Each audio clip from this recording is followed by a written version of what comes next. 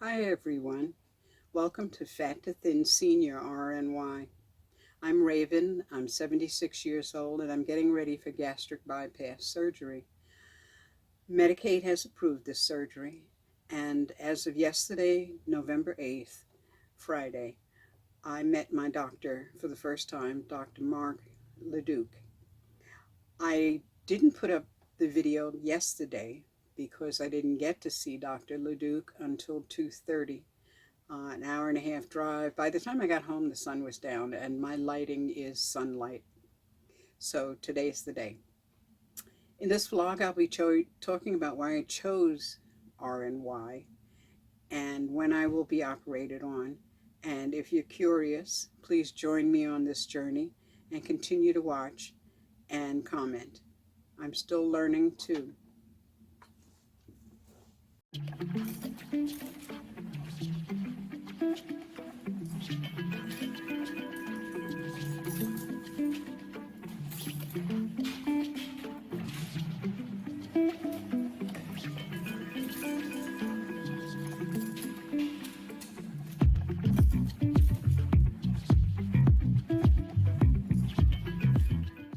So, yesterday, my doctor asked me, why did I want an RNY surgery over a gastric bypass?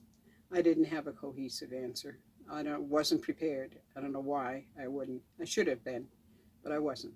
So here's the answer.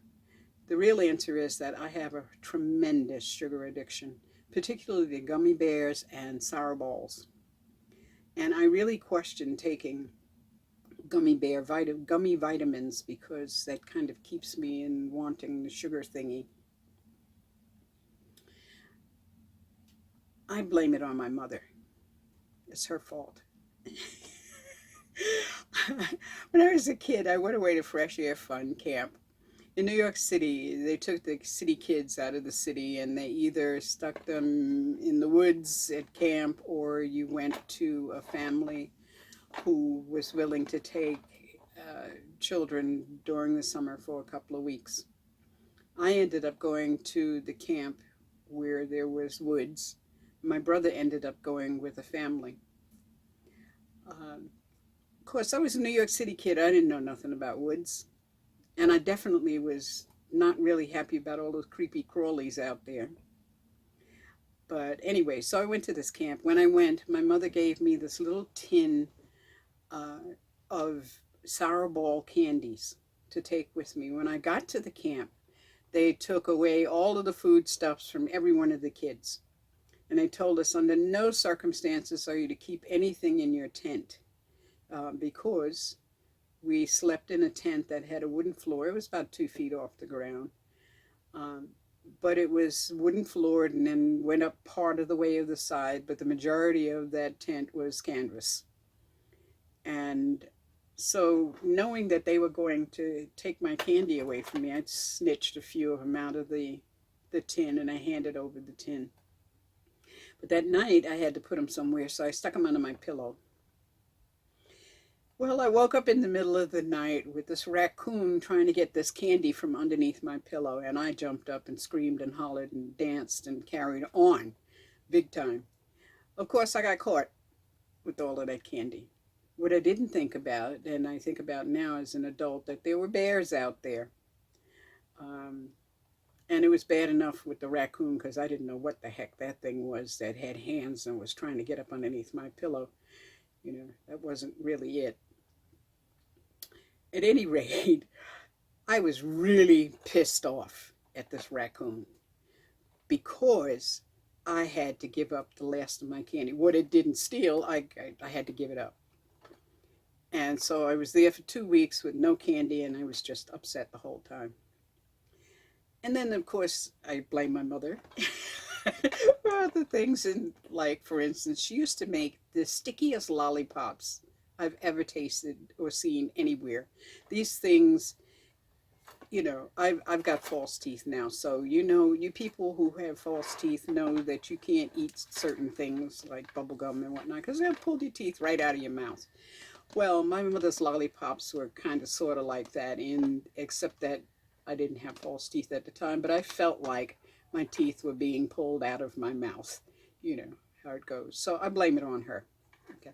Now, of course, that was, when 60 years ago, 65 years ago, and I've held on to that story forever because I'm still looking for candy, still trying to eat candy, eat the sugar, anything.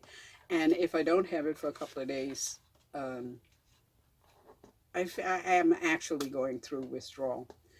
So the 𝑽𝒊𝒊𝒂𝒕𝒆 is reputed to get rid of that sugar urge. And I'm hoping that by getting the 𝑽𝒊𝒊𝒂𝒕𝒆, gets rid of this driving force for sugar, resets my gut or whatever it is that needs to be reset, and I won't be troubled with it any longer. Now, another thing about the gastric bypass is that it's one of the oldest bypass surgery. It's got a good track record, and it's been around since the middle 60s, early 60s, somewhere in the 60s. There's had a lot of follow-up, but it's been out there for a while. It's got a good shelf life. I've also found that with the Roux-en-Y, you lose more weight than if you had gastric bypass or lap band. So I figure I'm only going to do this operation one time. Might as well go for the gusto, If it's going to get rid of this sugar, if it's going to make me lose more weight, if it's going to reset whatever needs to be reset, this is the way to go. Dr. Leduc was describing this surgery, and he said that I would have 2 incisions. And me being the talkative person that I am, interrupted him, and so I really am not sure if it's only 2 incisions, or it's that he was talking about doing just 2 incisions and getting ready to talk about the rest of them. Of course, it's a bad habit I've got, and I'm trying to break it. I wasn't successful that time, but you know how it goes.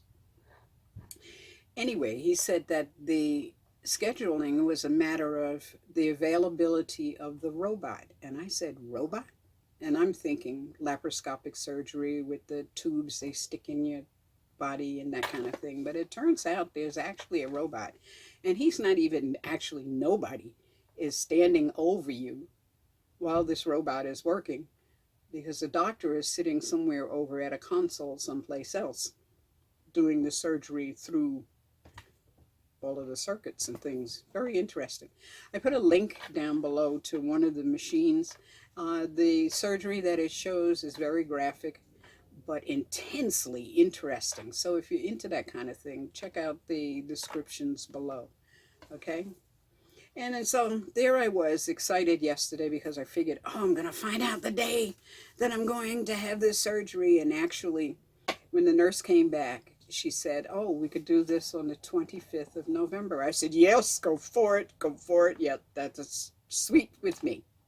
So she goes out, and she takes quite a bit of time. And when she comes back, and she says, I'm sorry, but I can't do this on the 24th. I'll have to try and schedule it, and I'll give you a call back by Wednesday. So as of this time, I know that I'm having surgery, but I don't know when. I was hoping I'd have it before Thanksgiving, and the 25th would have done that, but I'll have it before Christmas. What the heck? It's still a grateful thing anyway.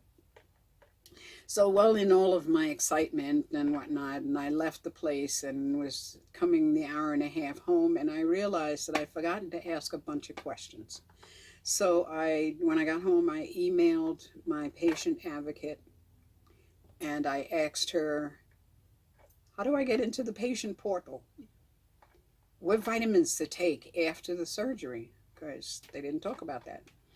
What kind of aftercare is available? Is there some kind of community that I can connect with online? So, unfortunately, she won't read that email until Monday. And I'll let you know what happens next Friday. So check out that link below for the robotic surgery. It's really interesting. And take care of yourselves, and blessed be.